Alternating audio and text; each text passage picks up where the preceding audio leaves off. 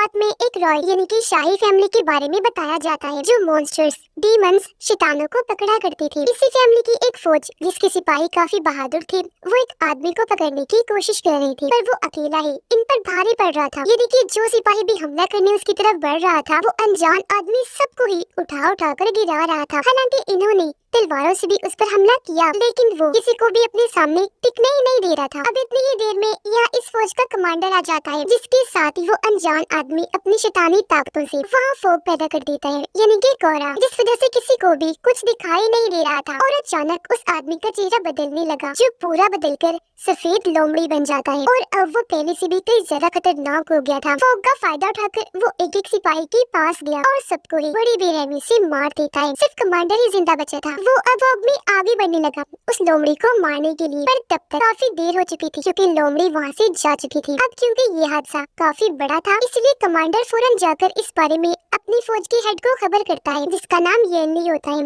और यही इस कहानी का मेन कैरेक्टर भी है। कमांडर ने उसे सब कुछ बता दिया था, और अब क्योंकि येनली को भी इस चीज की इन्वेस्टिगेशन करनी थी, इसीलिए वो वेस्ट यानी मगरिब की तरफ चल देता है, जहाँ एक दूसरा किंगडम राज्य था। यहाँ आकर उसे पता चलता है कि शाही खानदान के 9 लोग जितने मिनिस्टर्स में से 10 लोगों की मौत हो चुकी है। इनकी मौत के बारे में कहा जा रहा था कि जिस्म से बहुत ज्यादा खून बहने की वजह से हुई है, पर यहाँ हैरानकुन बात ये थी कि उनके जिस्मों पर एक भी खरोच का निशान नहीं था, न ही आसपास हल्का सा खून का निशान पड़ा हुआ था। ये देखकर येली को समझ लग जाती है कि ये काम जरूर शैतानों का है, क्योंकि उनके पास खास ऐसी ताकतें, उनके जिस्म में ऐसी चीज होती है कि वो आसानी इंसानों का खून पी सकते हैं, वो भी खून का एक भी कतरा बहाए बगैर। अब यहाँ से येली एक शैतानी कबीले में जाता है, जहाँ ही सारे शैतान रहा करते थे, पर यहाँ के शैतान बिल्कुल इंसानों जैसे दिखते थे। साथ ही उनकी आदत भी काफी अच्छी थी, वो खतरनाक नहीं थे, तो किसी को भी उनसे कोई खतरा नहीं था। अब येली के गले में एक बैज का लॉकेट था, जिसे हाथ लगाकर कुछ रंगों वाली लहरें पैदा करता है, जो देखकर सफेद कपड़े पहनी एक लड़की वहाँ पर आ जाती है, जो काफी खूबसूरत लग रही थी।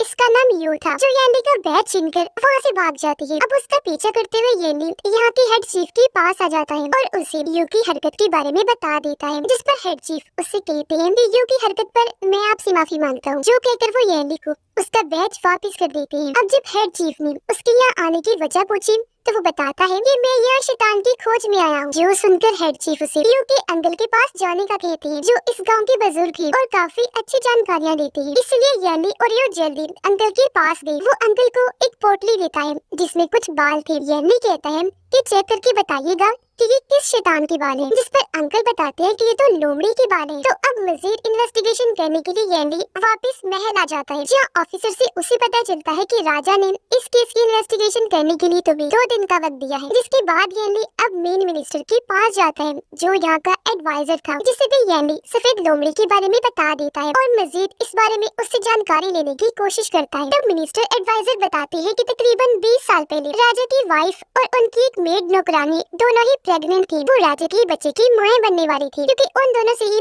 राजा ने शादी की हुई थी। पहली बीवी रानी थी और दूसरी मेड, क्योंकि वो अपनी मेड से पहले प्यार किया करती थी। अब क्योंकि राजा का कोई वारिस नहीं था, इसलिए वो फैसला करते हैं कि जो भी बच्चा पहले पैदा होगा उसे ही राजगद्दी दे दी जाएगी, यानी कि इस किंगडम की पूरी हुकूमत। तो यहाँ पर उनकी मेड ने पहले बच्चे को पैदा कर दिया था, जो कोई इंसानी बच्चा नहीं था, बल्कि वो शैतानी सफेद लोमड़ी का बच्चा पैदा हुआ था, वो भी मरा हुआ। अब लोमड़ी का बच्चा पैदा होने की वजह ये थी कि जब मेड प्रेग्नेंट थी तो उसने एक बुजुर्ग आदमी की काफी बेइज्जती की थी, जिस आदमी के पास बहुत ताकतें थी, वो जादूगर था। इसीलिए उसने मेड को ये कर्ज बदवा दी कि जब भी तुम्हारा बच्चा पैदा होगा वो सफेद लोमड़ी का बच्चा होगा, जो शैतानी होगा। अब ये सच्चाई जानने के बाद येली मेड की पुरानी महल जाता है, जहाँ दीवार पर लगे एक कैलेंडर पर कुछ शेर लिखे हुए थे, जिन्हें येली पढ़ने लगता है। लेकिन तभी अचानक यहाँ पर फोग यानी कि कोहरा छा जाता है, जिसके साथ ही वहाँ सफेद लोमड़ी और कुछ शैतान आकर उस पर हमला कर देते हैं और यहाँ इनकी लड़ाई शुरू हो जाती है। येली काफी बहादुरी से उनके हर एक हमले का जवाब दे रहा था। वो घूम घूम कर तलवारों से उन पर हमले किए जा रहा था और उनके हर वार को रोक रहा था। ये लड़ाई देखकर राजकुमारी भी यहाँ पर आ जाती है और वो अपने जादुई तीरों से शैतानों पर हमला कर देती है, जिससे वो राख बनके वहाँ से गायब हो जाती है। इस इन्वेस्टिगेशन में वो भी येली का साथ देने के लिए शामिल हो गई और अब ये दोनों फिर से उसी शैतानी कबीले में आ जाते हैं। यहाँ आकर येली हेड चीफ को सारी बात बता देता है कि जैसे मैंने कैलेंडर वाली वो शेर पढ़े, तभी सफेद लोमड़ी और उसके साथियों ने आकर हमला कर दिया, जिस पर हेड चीफ उसे बताते हैं कि वो शेर राजा ने अपनी दूसरी बीवी मेड के लिए लिखे थे, जिससे वो बहुत प्यार किया करती थी। लेकिन मेड तो राजा को धोखा दे रही थी, क्योंकि वो किसी और के प्यार में पड़ गई थी। ये सारी सच्चाई चीफ उसे बता ही रही थी कि तभी दोनों को बाहर से शोर की आवाज आने लगती है। ये जब जाकर चेक करती है तो पता चला कि यू और राजकुमारी की लड़ाई हो रही है, पर हेड चीफ आकर उन्हें रोकने लगती है। लेकिन तभी उनकी तबीयत खराब होने लगी, वो तड़पने लगी और वहीं गिरकर बेहोश हो जाती है। अभी सारी सूरत हाल देखकर येली काफी घबरा गया। उसे समझ नहीं आ रही थी कि अब इन हालात में इन्वेस्टिगेशन कैसे करूं। कि तभी उन्हें एक और खबर मिलती है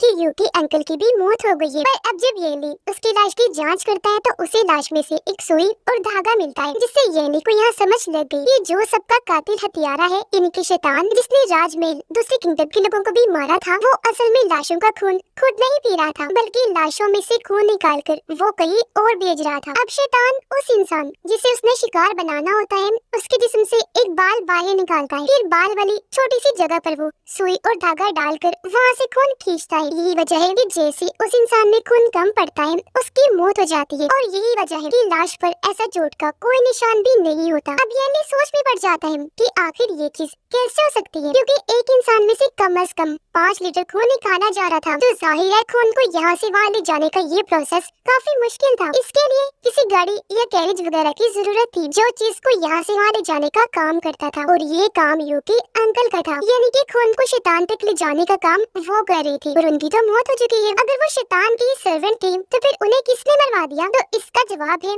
कि उनके यहाँ जरूर कोई जानकारी लग गई होगी, जिस वजह से उन्हें मरवा दिया गया, या फिर उन्हें मारने के लिए खास मकसद छुपा हुआ है। और पुलिस को आज तक अंकल पर शक इसलिए नहीं हुआ क्योंकि वो रात से लेकर सुबह तक इस तरह की गाड़ियों पर कचरा उठाने का काम करते थे। यानी राजकुमारी को बताता है कि वो खून इसलिए जमा किया जा रहा था क्योंकि वो शाही खून है, तो पुराने वक्तों से लेकर अब तक उस खून की मदद से हथियार वगैरह बनाए जाते हैं। खैर अब अगले दिन येनी को एक और सिपाही की लाश मिलती है, और ये वही सिपाही था जिसने अंकल की लाश की जांच की थी। अब इसे जरूर कोई काम की खबर मिली होगी, इसीलिए मेन शैतान ने इसको भी मरवा दिया। अब येली जब इस सिपाही की लाश की जांच कर रहा था तो उसके मुंह से कागज का टुकड़ा मिलता है, जिस पर एक कपड़े की दुकान का नाम लिखा हुआ था, जो काम जरूर शैतान का ही लग रहा था उन्हें अपने पीछे पीछे दौड़ाने के लिए। और क्योंकि छानबीन इन्हें करनी थी तो ये लोग आगे बढ़ जाते हैं। हालांकि राजकुमारी भी उसके साथ जाने के लिए कहती है, पर उसने मना कर दिया, और अब वो अपनी घोड़ी पर सवार होकर वहाँ से निकल पड़ता है। वो थोड़ा दूर गया ही था कि तभी उस पर काफी सारे शैतानों का हमला हो जाता है। हालांकि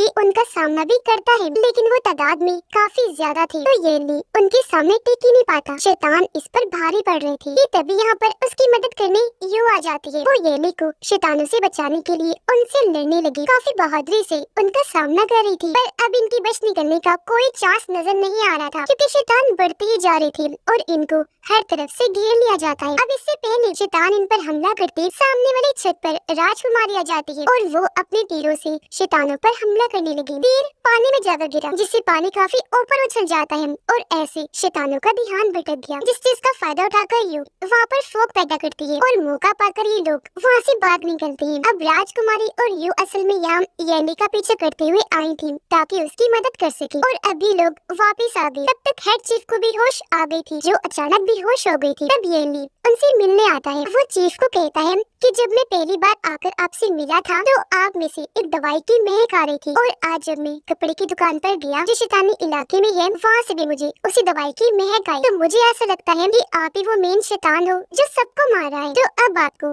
सब कुछ सच सच बताना होगा, जिस पर हेड चीफ उसे सच्चाई बता देते हैं कि हाँ, जिसकी तुम्हें तलाश है, इनकी मेन शैतान सफेद लोमड़ी वो मैं ही हूँ, और अपनी फैमिली की मैं आखिरी लोमड़ी रह गया हूँ। और अब जैसे येली उसे पकड़ने के लिए आगे बढ़ा, चीफ उसे एक और सच्चाई बताते हैं, जो सुनकर तो उसकी होश उड़ गई। वो कहते हैं कि अभी तक तुम जिसे अपने डैड कह रहे थे ना, यानी कि राजा के खास आदमी, वो भी तुम्हारे असली डैड नहीं है, बल्कि तुम्हारा सुतीला बाप है, जिसने तुम्हें एक जगह से लिया था, और तुम भी कोई इंसान नहीं बल्कि हमारी तरह शैतान हो, और अब तुम्हें तुम्हारी सच्चाई जाननी हो। अगर मेरी जुबान पर यकीन नहीं तो महल जाओ और अपने लोगों से पूछ लो। अब ये बात सुनकर येली, जो पहले काफी कंफ्यूज था, वो सुन पड़ जाता है। उसे समझ ही नहीं आती कि क्या कहूँ और क्या करूँ। काफी सोचने के बाद वो वहाँ से भागा और सीधा अपने महल आ जाता है, और अपने मेन मिनिस्टर एडवाइजर से सारी सच्चाई बताने को कहता है। जहाँ वो पहले तो कुछ नहीं बताता, लेकिन जब येली की शैतान होने की बात सामने आई तो वो सारी सच्चाई बताने लगता है। कहता है कि आज से 20 साल पहले जब राजा की दूसरी वाइफ मेड प्रेग्नेंट थी, तो उन्हें कर्ज की वजह से सफेद लोमड़ी का गोश्त खाने की तलब हुआ करती थी, और राजा कैसे भी करके ये चीज पूरी करना चाहते थे कि मैं उसे लोमड़ी का गोश्त खिला ही दूं। वो जंगल में उसका शिकार करने गई, पर उन्हें वहाँ काफी सारी मुश्किलात का सामना करना पड़ा। कुछ जंगली जानवरों ने उन पर हमला कर दिया, जिनसे बहुत मुश्किल से उन्होंने अपनी जान बचाई। पर जब पास के गाँव वालों ने उनकी हालत देखी तो वो उन्हें उठाकर अपने गाँव ले आए, उनका इलाज करके खूब सेवा की ताकि राजा जल्द ठीक हो जाए। पर जब राजा को होश आई तो वो बजाय गाँव वालों का शुक्रिया अदा करने की वो उन्हीं पर ही शक करने लगे। उन्होंने सोचा कि गाँव वालों ने मुझे जानबूझकर यहाँ पे पकड़ के रखा हुआ है। वजह ये थी कि वो गांव वाले भी शैतान थे। और जब इस बारे में राजा के महल वालों को खबर हुई तो उनको बचाने के लिए कमांडर और तुम्हारे डैड भी उस गांव में चले गए, जहां उन्होंने गांव के सभी शैतानों को मार दिया। पर सबको मारने के बाद तुम्हारे डैड को पता चला कि जिन लोगों हमने मौत की घाट उतारा है वो बेशक शैतान थे, लेकिन वो अच्छे वाले थे, बुरे नहीं थे। किसी को उनसे खतरा नहीं था। राजा की तो इन्होंने मदद की थी। ये शैतान इस कदर सादे थे कि इनको तो जादू भी करना नहीं आता था, न ही वो खतरनाक शैतानों की तरह अपना रूप बदल सकते थे। ये सारी सच्चाई जानने के बाद कमांडर और तुम्हारे डैड को बहुत अफसोस हुआ कि किस तरह हमने बेगुनाह लोगों को मार दिया। पर इस चीज की शर्मिंदगी से बचने के लिए उन्होंने अपने कुछ असूल बना दिए जो हर सिपाही को मानने होंगे। उन्होंने फैसला किया कि अब हम किसी भी शैतान को देखते ही नहीं मारेंगे, बल्कि जब तक कोई शैतान कोई बुरा काम या जुर्म नहीं करेगा उसे कोई भी सजा नहीं दी जाए। इस बात से कमांडर को तो तसल्ली हो गई, पर यैंडी के डैड पूरी तरह सदमे में चले गए कि किस तरह बेरहमी से हमने बेकसूर लोगों को मार डाला। और एक दिन जब वो उसी गाँव के पास से गुजर रहे थे तो उन्हें एक छोटा सा बच्चा मिला जो और कोई नहीं बल्कि तुम थे यैंडी। तुम अकेले रह गए थे। जाहिर है तुम्हारे मॉम डैड को भी उन्होंने मार दिया था, और क्योंकि उन्हें पहले ही अपनी गलती का पछतावा था तो अपना ये गुनाह धोने के लिए उन्होंने तुम्हें गोद ले लिया। तुम्हें वो अपने साथ गाँव ले आए और सबको ये बता दिया कि मैंने एक लड़की से शादी कर ली थी और उसी में से ये बच्चा पैदा हुआ। यानी कि सबसे तुम्हारी सच्चाई छुपा दी कि ये बच्चा उसी गांव का शैतान है, क्योंकि इतना कुछ होने के बाद भी वो शैतान या उनके बच्चों को कबूल नहीं करता था। आगे वो बताती है कि काफी साल पहले पास ही पहाड़ी इलाके में एक मीटियोर इन्हीं आसमान से चट्टान के टुकड़े आकर गिरी थी, जिस वजह से काफी सारे कस्बे, गाँव और कबीले तबाह हो गए थे। बहुत सारे लोग मारे गए थे और जो जिंदा थे उन्हें गुर्बत का सामना करना पड़ रहा था, क्योंकि तबाही की वजह से खाने पीने की चीजों की किल्लत पड़ गई थी। इंसान भूख की वजह से इस कदर पागल हो गए थे कि आसपास से जो कोई भी गुजरता था वो उस इंसान का खून पी जाया करते थे। ऐसा फिर कई सालों तक चलता रहा, जिसके बाद वो सभी लोग शैतान बन गए। और फिर इन्हीं शैतानों से बचने के लिए हमारे राजा ने अपनी ताकतवर फौज बनाई, क्योंकि उन सब की यहाँ तक कि तुम्हारी भी तलवार उसी मीटियोर की बनी हुई है जो आसमान से गिरा था, क्योंकि उसमें बहुत ताकत थी। शैतानी कबीले में आतिशबाजी हो रही थी क्योंकि हर कोई नए साल की खुशियाँ मना रहा था। यहाँ येले कौन हेड चीफ इनकी सफेद लोमड़ी की सच्चाई पता चल गई थी कि इसने मेरे खाने में जहर मिलाकर मुझे मारने की कोशिश की। पर जब उसका ये प्लान काम नहीं किया तो उसने खुद ही रू के अंकल को मरवा दिया ताकि इससे येले डर जाए और इस शैतानी कबीले को छोड़कर चला जाए। और अब यहाँ पर चीफ सफेद लोमड़ी अपना असली प्लान सामने लाता है। बताने लगा कि सालों पहले राजा और उसके लोगों की तरफ से जो भी हुआ वो मुझे पसंद नहीं आया। मैं बहुत गुस्से में था, इसलिए राज फैमिली से शैतानों का बदला लेना चाहता था। इस मकसद के लिए मैंने एक खास किस्म की दवाई बनाई है जिसको खाकर नॉर्मल इंसान के अंदर का शैतान भी जाग जाएगा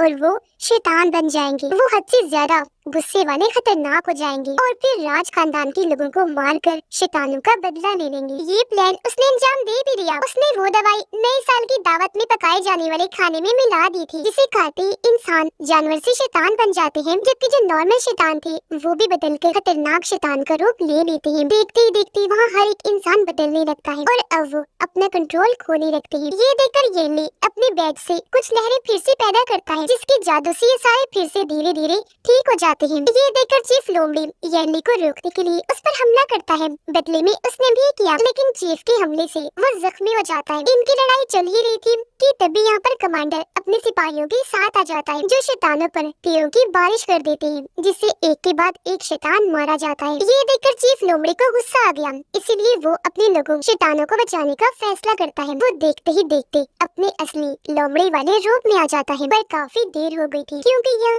काफी सारे लोग मारे जा चुके थे। ये देखकर चीफ लोमड़ी को एहसास हुआ कि मेरी एक गलती की वजह से यहाँ सारे लोग मारे गए। वो अब लड़ाई खत्म करने का फैसला करता है, इसलिए देखते ही देखते वापस इंसानी रूप में आ जाता है। अब उसे हालांकि एहसास हो गया था, लेकिन फिर भी कमांडर उस पर हमला कर देता है। तीरों से कई बार उसने वार किया, जिससे चीफ काफी जख्मी हो जाता है। अब ये देखकर यानी को गुस्सा आ गया, क्योंकि गलती का एहसास होने की वजह से उसे चीफ के साथ हमदर्दी हो गई थी। इसीलिए वो सामने आकर गुस्से से सिपाहियों को उस पर हमला करने से मना करता है। कहने लगा कि तुम लोग यहाँ क्या लेने आए हो? राजा ने मुझे इस केस की छानबीन करने के लिए भेजा है, इसलिए अभी के अभी तुम्हें यहाँ से वापस जाना होगा। पर कमांडर जाने से साफ साफ मना कर देता है। वो अब येनली पर ही अपनी तलवार से हमला कर देता है। दोनों के बीच तलवारबाजी की लड़ाई छिड़ गई, पर क्योंकि कमांडर काफी बहादुर था तो यहाँ येनली का बचना मुश्किल था। ये देखकर चीफ, जिसे अपनी गलती का एहसास हो गया था, वो येनली की मदद करने का फैसला करता है। वो उठा और कमांडर पर हमला करके उसकी जान ही ले लेता है, उसका गला काट के रख देता है। पर क्योंकि खुद भी काफी जख्मी था तो बच नहीं पाता,